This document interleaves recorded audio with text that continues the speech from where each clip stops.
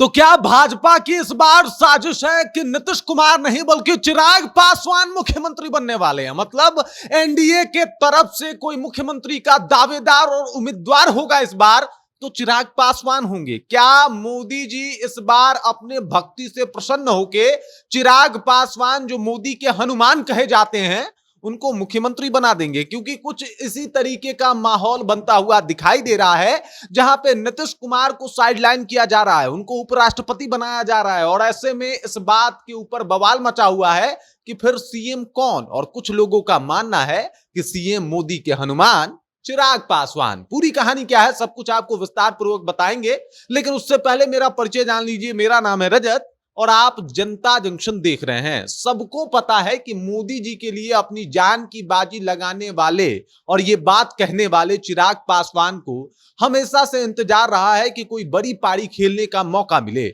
सब लोग ये भी जानते हैं कि चिराग पासवान आज नहीं तो कल मुख्यमंत्री का जो है वो दावेदारी पेश करते ही करते, और इससे पहले भी उनके समर्थकों ने ये बात कह दिया था कि भाई चिराग पासवान मुख्यमंत्री बनने वाले हैं। भाजपा जो है उसके एकदम से चहेते हैं, भले दूसरे पार्टी के हैं चिराग पासवान, लेकिन भाजपा के लिए बिहार में चाहे माहौल बनाना हो या फिर काम करना हो, उसके लिए हमेशा चिराग पासवान को सर्वप्रथम चुना जाता है। जब भी मोदी जी, प्रधानमंत्री मोदी जी यहां पे बिहार में आते हैं, चिराग पासवान वहां पे मौजूद रहते हैं और चिराग पासवान ने कई दफा खुलेआम तौर पे मीडिया में जाके इस बात को कबूला है कि वो मोदी के हनुमान हैं, मोदी उनके राम हैं। मोदी जी कह दें तो जान देने से भी नहीं चूकेंगे और ये रिश्ता कभी टूटने वाला नहीं है। जब तक मोदी हैं, चिराग पासवान का गठबंधन भाजपा के साथ रहेगा।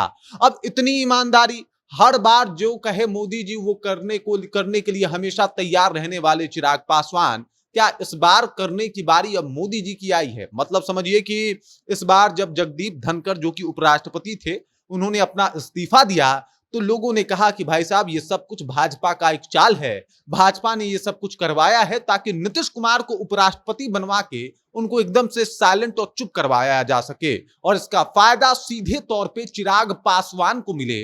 मतलब इतने दिनों तक वो वफादारी निभाते रहे मोदी जी का, तो इसका मतलब ये है कि अब मोदी जी भी उनके साथ न्याय करने वाले हैं। अब वफा दोनों तरफ से निभाई जाएगी और ऐसे में ये बात जो है एकदम से बिहार की सियासत में खूब ज्यादा चर्चा में है कि इस बार चिराग पासवान नीतीश कुमार के बदले एनडीए के चेहरा होंगे और उन्हीं को मुख्यमंत्री बनाया जाएगा। जब से धनखड़ ने इस्तीफा दिया है तब से इस बात के ऊपर एकदम से पूरा माहौल जो है वो बना हुआ है और अब चिराग पासवान को भी मौका दिया जा सकता है एनडीए की तरफ से। खास करके भाजपा जो है वो उनको मुख्यमंत्री बना सकती है। सम्राट चौधरी रेस में तो पहले रहे हैं, लेकिन अभी जितना माहौल चिराग पासवान का है वो माहौल अभी सम्राट चौधरी का बिहार में नहीं है और इसको मद्देनजर रखते हुए भी भाजपा चाहेगी कि चिराग पासवान ही नीतीश के बदले मुख्यमंत्री बने। हमेशा से वफादारी, ईमानदारी निभाते आए हैं, मोदी जी का खुले मंचों से समर्थन करते आए हैं,